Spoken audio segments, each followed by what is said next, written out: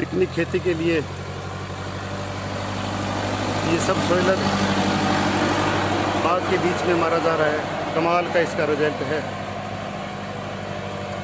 पाकिस्तान के साइंटिस्ट आसिफ शरीफ साहब की खोज है ये, जो पूरी दुनिया में प्रचलित होती जा रही है।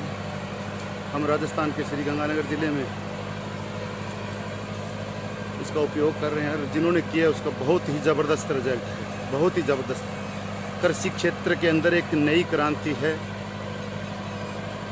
धन्यवाद ऐसे साइंटिस्टों का जो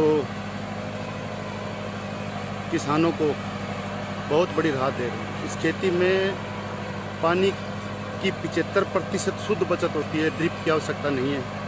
ज़बरदस्त कमाल का रिजल्ट है इसका।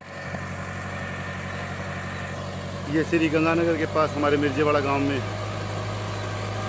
साइंटिस्ट आसिफ शरीफ साहब की खेती का तरीका अपनाया जा रहा है। कमाल की टेक्निक है। सब सोइलर बाग में लगाया जा रहा है। ये करीब 3 फीट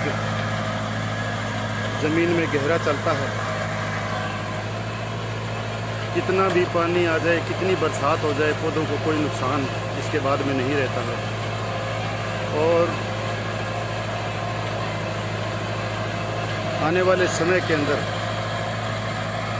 इस खेती का प्रचलन इतना हो जाएगा कि शायद ड्रिप सिस्टम का कोई काम नहीं रहेगा, क्योंकि इस तरीके से पानी की खपत बाग